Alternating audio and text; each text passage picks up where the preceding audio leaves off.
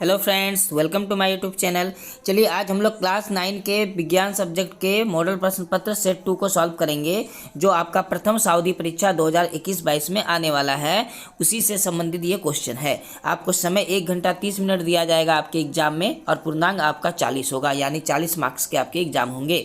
हम लोग सेट 2 को आज सॉल्व करेंगे, लेकिन इससे पहले आपका जो मॉडल प्रश्न पत्र सेट 1 है उसके क्वेश्चन आंसर को मैंने सॉल्व करवा दिया था। अभी तक आपने अगर वीडियो नहीं देखा है तो आप पहले उस वीडियो को देख लीजिएगा, क्योंकि जो ये जेक बोर्ड की तरफ से जारी किया गया मॉडल प्रश्न है, इससे क्वेश्चन आएगा ही आएगा। ठीक है, इसीलिए आप अच्छे से क्वेश्चन को देख के समझ के याद कर लीजिए। चलिए हम लोग शुरू करते हैं पहला क्वेश्चन के साथ। सब्सक्राइब नहीं किया है तो आप मेरे चैनल को पहले सब्सक्राइब कर लीजिए, उसे लाइक करिए, शेयर करिए अपने दोस्तों के बीच अधिक से अधिक। ठीक है, इसी तरह चलिए तो हम लोग शुरू करते हैं पहला क्वेश्चन के साथ। चलिए देखिए, तो आपके सामने पहला क्वेश्चन आया है, जिसमें लिखा हुआ है पहला क्वेश्चन में, स्वचालित वाहनों में एक यंत्र लगा होता है जो उसके द्वारा तय की गई दूरी को प्रदर्शित करता है। इस यंत्र को क्या कहते हैं?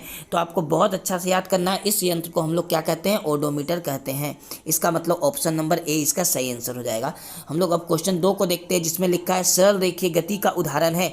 इन 4 ऑप्शन में से आपको बताना है कि सरल रेखीय गति का उदाहरण कौन सा है। तो ऑप्शन बी इसका सही आंसर हो जाएगा, सड़क पर कार की गति। हम लोग क्वेश्चन नंबर 3 को देखते हैं, जिसमें लिखा हुआ है इकाई समय में निश्चित दिशा में तय की दूरी को क्या कहते हैं? तो इकाई समय में निश्चित दिशा में तय की गई दूरी को वेग कहते हैं। इसका मतलब ऑप्शन बी इसका सही आंसर हो जाएगा। क्वेश्चन नंबर 3 में लिखा है, क्वेश्चन नंबर 3 हो चुका है। क्वेश्चन नंबर 4 में लिखा है एक समान गति की अवस्था में त्वरण होता है।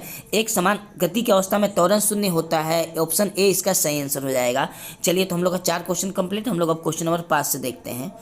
चलिए तो हम लोग क्वेश्चन नंबर 5 को देखते हैं। क्वेश्चन नंबर 5 में लिखा है संवेग कैसी राशि है? तो आपको याद रखना है संवेग एक सदिश राशि है, यानी ऑप्शन ए इसका सही आंसर हो जाएगा। क्वेश्चन नंबर 6 को देखते हैं, जिसमें लिखा है सभी वस्तुएं अपनी अवस्था में परिवर्तन का विरोध करती हैं, यह गुण कहलाता है। सभी वस्तुएं अपनी अवस्था में परिवर्तन का क्या करती हैं? विरोध करती हैं, यह गुण कहलाता है। तो ये गुण क्या कहलाता है? इस गुण को हम लोग जड़त्व कहते हैं, यानी ऑप्शन बी इसका सही आंसर हो जाएगा।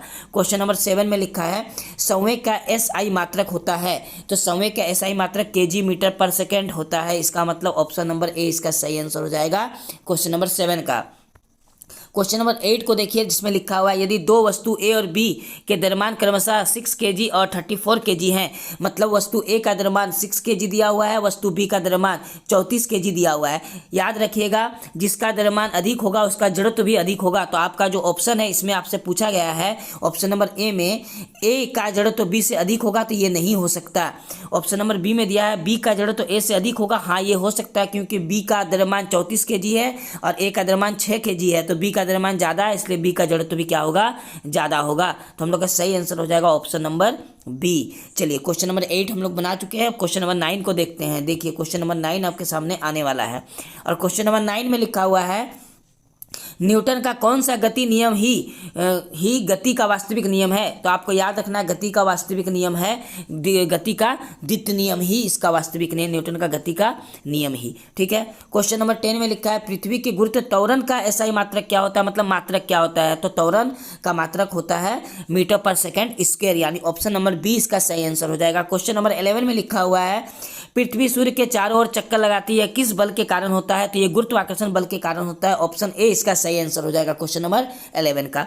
देखिए क्वेश्चन नंबर 12 में लिखा हुआ है सार्वत्रिक गुरुत्व स्थिरांक कैपिटल जी का एसआई मात्रक क्या है? ये कैपिटल जी है, एक स्मॉल जी भी होता है। ठीक है, तो कैपिटल जी का एसआई मात्रक होता है newton metre square by kg square, यानी ऑप्शन सी इसका सही आंसर हो जाएगा क्वेश्चन नंबर 12 का। चलिए हम लोग क्वेश्चन नंबर 13 को देखते हैं।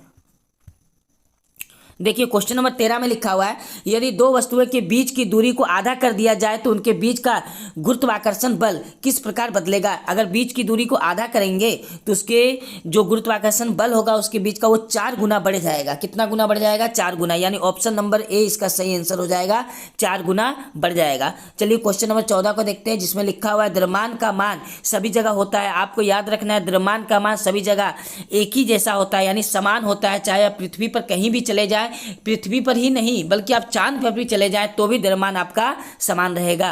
तो ऑप्शन नंबर ए इसका सही आंसर हो जाएगा। ठीक है, बदलता क्या है? वजन बदलता है, भार बदलता है, द्रव्यमान कभी नहीं बदलता है। ठीक है, चलिए क्वेश्चन नंबर हम लोग देखते हैं 15 को। क्वेश्चन नंबर 15 में लिखा हुआ है दिए गए चित्र में पदार्थ के किस अवस्था के कणों को दिखाया गया है? यहाँ कुछ कण दिखाया गया है, ये पदार्थ के किस अवस्था को दिखाया गया है आपसे पूछा गया है। ठीक है, तो आपको चित्र देख के क्या समझ में आ रहा है? देखिए ये जो काला काला आपको दिख रहा है ना, ये इसके बीच में गैप है, ये वाइट वाइट गैप है, ये सब गैप है ना। तो अगर गैप है तो कैसा गैप है आपका, एकदम गैप है। तो ये गैप किस में होता है, इस तरह का गैप, तो इस तरह का गैप आपका ठोस में होता है, यानी ऑप्शन ए इसका सही आंसर हो जाएगा।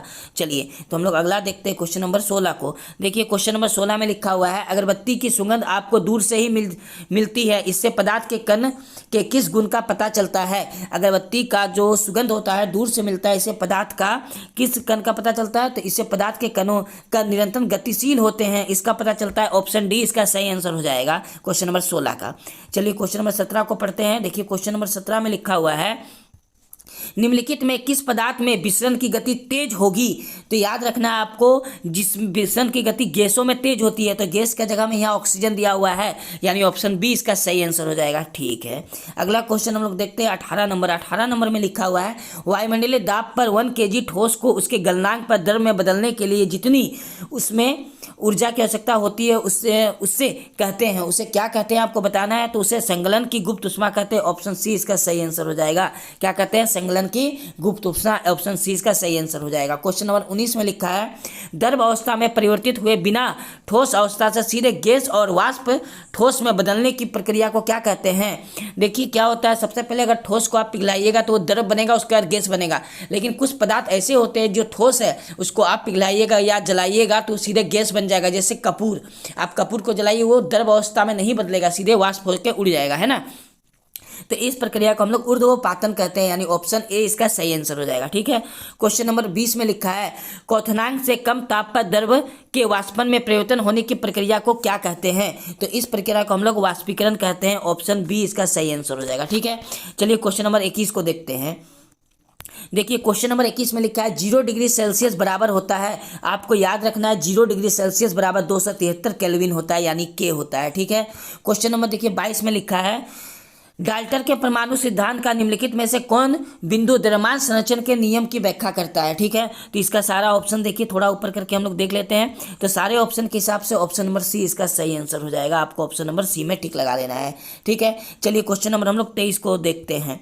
देखिए क्वेश्चन नंबर 23 में लिखा हुआ है, ऑक्सीजन का परमाणु द्रव्यमान 16 U है। इसका अर्थ क्या है, देखिए जिसका परमाणु द्रव्यमान जितना होता है उसका भार भी उतना ही होता है। इसका मतलब ये ऑप्शन नंबर ए इसका सही आंसर हो जाएगा। ऑक्सीजन के परमाणु का द्रव्यमान भी 16 ग्राम है। क्लियर है यहाँ तक। चलिए क्वेश्चन नंबर हम लोग 24 को देखते हैं। देखिए क्वेश्चन नंबर 24 में लिखा हुआ है, किसी भी यौगिक का सूक्ष्मतम कण जो स्वतंत्र रूप में रह सकता है तथा उस यौगिक के सभी गुणों को प्रदर्शित करता है, क्या कहलाता है, आपसे पूछा है। तो इसे हम लोग अणु कहते हैं। इसका मतलब ऑप्शन नंबर 20 का सही आंसर हो जाएगा, अणु। क्लियर है। चलिए सारा ऑप्शन आप देख सकते हैं, देखिए है ना। तो आंसर हम लोग क्या रखे थे इसमें, अणु को रखे थे, है ना। चलिए क्वेश्चन नंबर देखिए 25। क्वेश्चन नंबर 25 में लिखा है, निम्नलिखित में कौन सा यौगिक चतुर्परमाणुविक है। चतुर्परमाणुविक का मतलब जिसमें 4 आएगा। तो आप ध्यान से देखिए ऑप्शन नंबर बी में N कितना है 1, अच्छा H कितना है 3, दोनों को जोड़ के कितना आएगा 4। ठीक है, ये निकालने में सिखाया था आपको पहला वीडियो में, यानी सेट 1 में। ठीक है, तो 4 आया तो चतुर्परमाणु कौन हुआ, ऑप्शन नंबर बी हुआ। तो इसका बी आंसर हो जाएगा। ओके, चलिए क्वेश्चन नंबर हम लोग अब 26 को देखते हैं। क्वेश्चन नंबर 26 में लिखा है, 36 ग्राम जल को मोल में बदले। तो 36 ग्राम जल को मोल में जब हम लोग फॉर्मूला लगा के बदलेंगे तो हम लोग का आंसर आएगा 2 मोल। कितना आएगा, 2 मोल। ठीक है, चलिए क्वेश्चन नंबर 27 को देखिए, जिसमें लिखा है 5 मोल नाइट्रोजन गैस का द्रव्यमान क्या होगा। तो 5 मोल नाइट्रोजन गैस का द्रव्यमान आपका जाके 70 U होगा, यानी ऑप्शन ए इसका सही आंसर हो जाएगा। क्वेश्चन नंबर 28 में लिखा है, कोशिका का बिजली घर क्या है। तो याद रखना है आपको, कोशिका का बिजली घर माइटोकॉन्ड्रिया को कहते हैं। और ये वेरी वेरी इंपॉर्टेंट क्वेश्चन है, क्योंकि इस टाइप का क्वेश्चन बहुत ही एग्जाम में पूछा जाता है। देखिए क्वेश्चन नंबर 29 में लिखा हुआ है, निम्नलिखित में किस कोशिकांग का अपना DNA तथा राइबोसोम होता है। तो आपको बहुत अच्छे से याद रखना है, माइटोकॉन्ड्रिया का अपना DNA और राइबोसोम होता है। इसका मतलब क्वेश्चन नंबर 29 का option number D mitochondria answer हो जाएगा। क्वेश्चन नंबर देखिए 30 में लिखा हुआ है, किस कोशिकांग को आत्मघाती की थैली कहा जाता है। ठीक है, तो आत्मघाती थैली किसे कहा जाता है, लाइसोसोम को कहा जाता है, यानी ऑप्शन सी इसका सही आंसर हो जाएगा। क्वेश्चन नंबर 31 में लिखा है, प्रोकैरियोटिक कोशिका का उदाहरण है। आपको बताना है प्रोकैरियोटिक कोशिका का एग्जाम्पल, यानी बैक्टीरिया। ऑप्शन बी इसका सही आंसर हो जाएगा। क्लियर है यहाँ तक।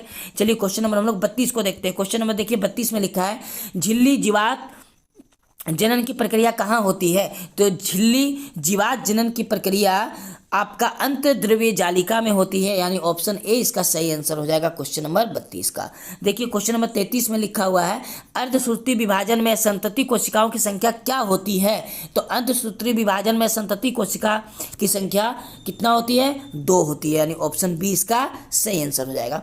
देखिए क्वेश्चन नंबर 34 में लिखा हुआ है एक जीव में गुणसूत्रों की संख्या 18 है, उस जीव के अंडे में गुणसूत्रों की संख्या कितना होगा। तो याद रखिएगा अंडों में जब गुणसूत्रों की संख्या पूछेगा और गुणसूत्रों की संख्या जितना होगा इसका आधा करना है। तो इसका एक फॉर्मूला होता है जो होता है 2n बराबर जो दिया गया है यानी 18। तो हम लोग 2 से 18 को काटेंगे, आएगा कितना 9, यानी n बराबर कितना है 9। तो हम लोग का सही आंसर क्या हो जाएगा, ऑप्शन नंबर बी 9। क्लियर है यहाँ तक। चलिए क्वेश्चन नंबर 35 को देखते हैं। क्वेश्चन नंबर 35 में लिखा है पौधों में जल एवं खनिज लवण का संवहन कौन करता है। जल और खनिज लवण का संवहन जाइलम करता है, ऑप्शन नंबर ए सही हो जाएगा। अगर आपसे फलों का या भोजन का संवहन बोले तो फ्लोएम हो जाएगा। क्वेश्चन नंबर हम लोग का 36 में लिखा हुआ है रक्त एक ऊतक है, कैसा ऊतक है, रक्त संयोजी ऊतक है। आपको बहुत अच्छा से याद रखना, ये क्वेश्चन रिपीट आया है, सेट 1 में भी था शायद, है ना। क्वेश्चन नंबर देखिए अब 37 को देखते हैं हम लोग। क्वेश्चन नंबर 37 में लिखा हुआ है अस्थि एवं मांसपेशी को जोड़ने वाली रचना को क्या कहते हैं। ये क्वेश्चन फिर से आया है, टेंडेन कहते हैं, मतलब इंपॉर्टेंट क्वेश्चन है। देखिए क्वेश्चन नंबर हम लोग 38 को देखते हैं जिसमें लिखा हुआ है पेरेनोकाइमा जिसमें क्लोरोफिल हो सकता है उसे क्या कहते हैं। ठीक है, तो इसको हम लोग क्या कहते हैं, इसको क्लोरोनोकाइमा कहते हैं, यानी ऑप्शन नंबर सी इसका सही आंसर हो जाएगा क्लोरेनोकाइमा।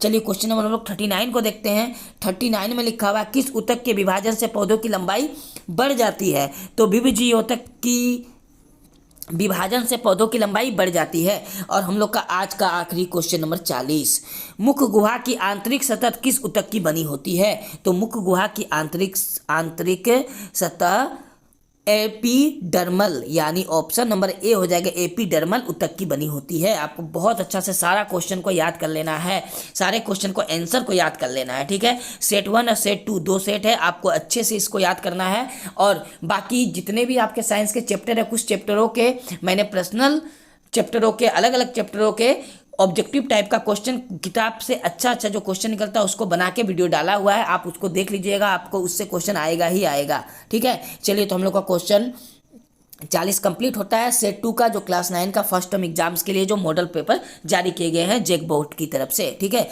चलिए आपका ये वीडियो आपके लिए बहुत काम का होगा। चलिए तो हम लोग मिलते हैं अगले वीडियो में, तब तक आपका बहुत बहुत धन्यवाद।